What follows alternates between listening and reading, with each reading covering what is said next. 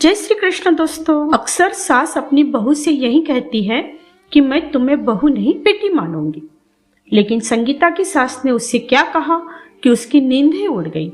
जानिए इस कहानी में। संगीता, मैं तुम्हें यह नहीं कहूंगी कि मैं तुम्हें बहू नहीं बेटी ही मानूंगी। बेटी बेटी होती है और बहू बहू होती है। मैं तुम्हें बेटी जैसा प्यार नहीं दूंगी, मैं तुम्हें बहू जैसा प्यार ही दूंगी। रह रह कर होने वाली सास के ये शब्द मेरे दिमाग में हथौड़े की तरह वार कर रहे थे। आज मुझे देखने प्रमोद के साथ उसके मम्मी पापा और दीदी जीजाजी आए थे। प्रमोद और मैं दोनों ही इंजीनियर हैं। प्रमोद की जॉब मुंबई में थी और मेरी बेंगलुरु में।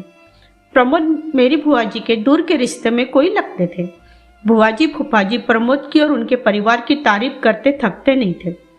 प्रमोद के मम्मी की तो बुआ जी इतनी तारीफ कर रही थी कि जैसे कि वो खुद इंजीनियर है, पति और बेटा दोनों इंजीनियर है, तो जाहिर है कि पैसों की कोई कमी नहीं है। लेकिन घमंड नाम की कोई चीज उनमें नहीं है। लड़ाई झगड़ा करना तो उन्हें आता ही नहीं। उलट उनकी हमेशा यही कोशिश रहती है कि उनकी वजह से किसी का दिल न दुखे। खुद इंजीनियर होने के बावजूद और इतना पैसा होने के बावजूद खाना वे स्वयं बनाते हैं। सिर्फ सब्जी आदि काटने के लिए काम वाली बाई की सहायता ले लेती है। उनका मानना है कि खाना हमने स्वयं ही बनाना चाहिए ताकि घर के सभी सदस्यों को शुद्ध और सात्विक भोजन मिले। इतनी तारीफ सुनकर मुझे मन ही मन लग रहा था कि यदि यह संबंध हो जाता है तो मैं अपने आप को बहुत खुश नसीब समझूंगी। क्योंकि कहा जाता है ना कि पति पत्नी के गुण नहीं मिले तो चलता है, लेकिन सास बहू के गुण मिलना चाहिए, तभी वैवाहिक जीवन सुखी रहता है। यही सोचकर मैं मन ही मन खुश रही थी कि मुझे बहुत अच्छी सास मिलने वाली है। लेकिन आज जब उन्होंने बहू जैसा प्यार देने की बात कही तो वो बात किसी के भी समझ में नहीं आ रही थी। आज तक सभी ने यही सुना था कि हर सास ऐसा ही कहती है, तुम मेरी बहू नहीं बेटी हो, मैं तुम्हें बेटी जैसे ही प्यार दूंगी। लेकिन यहाँ तो उल्टा ही हो रहा है, बहू जैसा प्यार। घर में सभी को आशंका हो रही थी कि कहीं वे शादी के बाद फिल्मों वाली ललिता पवार टाइप की सास न बन जाए। यदि ऐसा हुआ तो मेरा क्या होगा। लेकिन सिर्फ इस एक बात को नजरअंदाज किया जाए तो बाकी सभी बातें अच्छी होने से घर के सभी सदस्यों को लग रहा था कि इस रिश्ता हो जाना चाहिए। और आखिरकार शादी हो गई। मेरी शादी तो हो गई, लेकिन दिमाग में हर वक्त मम्मी जी के शब्द तुम मैं बहू जैसा प्यार दूंगी गूंजते रहते थे। इसलिए मैं मन ही मन डरी हुई थी। मैं प्रमोद से इस बारे में बात नहीं कर सकती थी क्योंकि मुझे डर था कि कहीं प्रमोद यह न समझ बैठे कि शादी होते से ही मैंने मम्मी जी के खिलाफ उनके कान भरने शुरू कर दिए।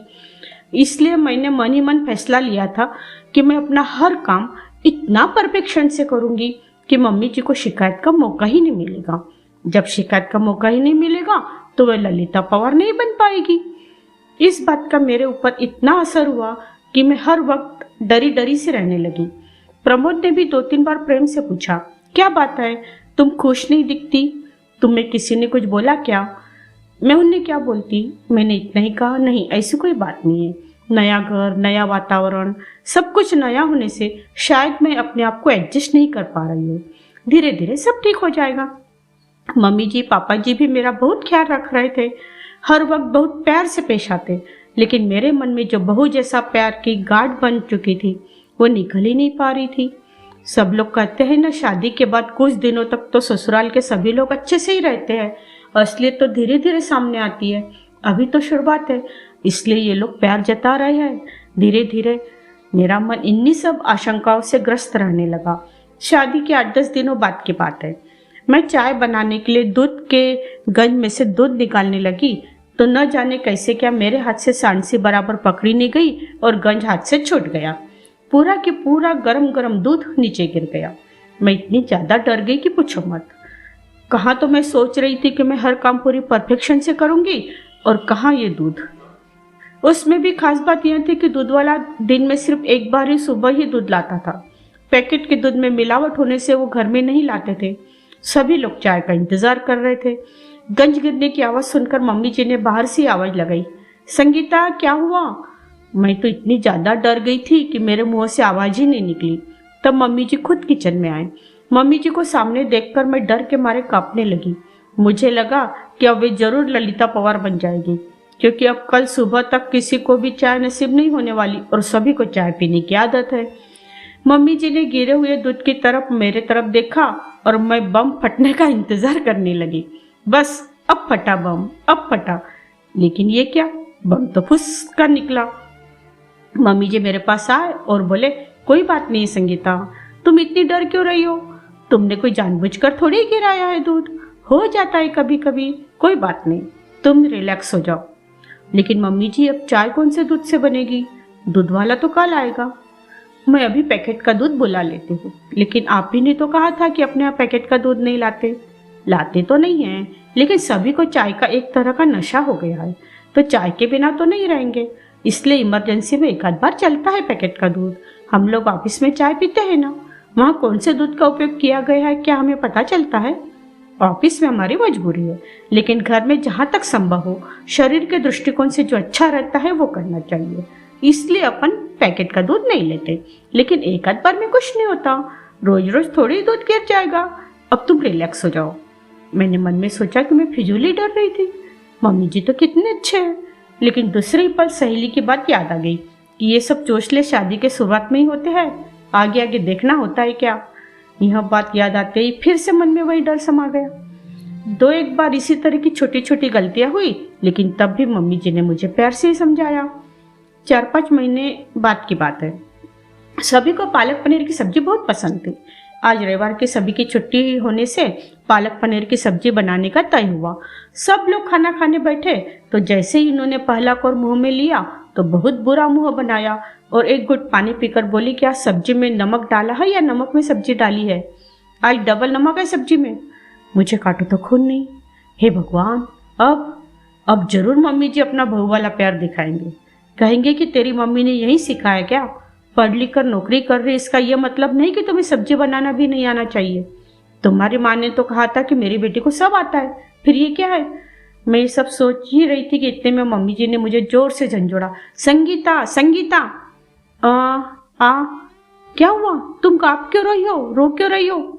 कुछ नहीं, वो सब्जी, मम्मी जी सॉरी, न मालूम आज कैसे क्या नमक डबल हो गया। अब सब लोग खाना कैसे खाएंगे? फूल गोभी की सब्जी, दाल, चटनी और अचार है ना, खा लेंगे, तू घबरा मत। लेकिन आगे से सब्जी बनाते वक्त थोड़ा ख्याल दिया कर। दोपहर में जब मैं और मम्मी जी अकेले थे तब वो बोली, शादी हुई है तभी से मैं देख रही हूँ, तुम फ्री नहीं लग रही हो। ऐसा लगता है कि कहीं खोई खोई सी, डरी डरी सी लगती हो। क्या बात है? यदि तुम मुझे नहीं बताओगी तो हम समस्या का निदान कैसे कर पाएंगे? यहाँ तुम्हारी मम्मी नहीं है, लेकिन मैं तो हूँ ना। तुम मुझसे अपने मन की हर बात कर सकती हो। उनके इतने प्रेम से बोलने पर मैं अपने आप को रोक नहीं पाई और रोने लगी। उन्होंने मुझे अपनी बाहों में भर लिया। अब बता क्या बात है? मम्मी जी, जब आप मुझे देखने आई थी तो आपने कहा था ना कि आप मुझे बेटी जैसा नहीं बहू जैसा प्यार करेगी। हाँ कहा था, तो बहू जैसा भी कोई प्यार होता है क्या? बहू की छोटी से छोटी गलती पर भी उसे इतना प्रताड़ित किया जाता है कि मानो उसे बहुत बड़ा गुनाह हो गया हो। इसलिए मुझे लगा कि आप मेरी छोटी से छोटी गलती पर भी महाभारत रचेगी, इनको मेरे खिलाफ भड़काएगी। इसी सोच के चलते मैं हर वक्त डरते रहती हूँ कि मुझसे कोई गलती नहीं होनी चाहिए, मुझ पर नाराज होने का आपको कोई मौका नहीं मिलना चाहिए। सच बताओ तो आज तक मुझसे जो भी गलतियाँ हुई वो इसी घबराहट के चलते हुई। लेकिन मेरी एक बात समझ में नहीं आई, बहू जैसा प्यार करूंगी ऐसा कहने पर भी आपने आज तक अपना सासूपना नहीं दिखाया और मुझे डांटा भी नहीं। फिर आपने ऐसा क्यों कहा था कि आप बहू जैसा प्यार करेंगी? अरे पगली, मुझे नहीं पता था कि तू मेरी सादी सी बात को इतना दिल पर लगा लेगी। एक बात बता, क्या कभी तूने किसी माँ को अपनी बेटी से यह कहते सुना कि वो उसे बहू जैसा प्यार करेगी? नहीं ना।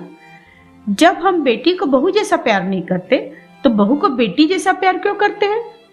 इसका तो यही मतलब हुआ ना कि हम बेटी को ज्यादा महत्व देते हैं, बेटी को ज्यादा प्यार करते हैं, इसलिए बहू से कहते हैं कि तुझे बेटी बनाएंगे, तुझे बेटी जैसा प्यार देंगे। हम लोग बेटे को ज्यादा महत्व देते हैं, इसलिए बेटे को बेटे जैसा ही प्यार देते हैं।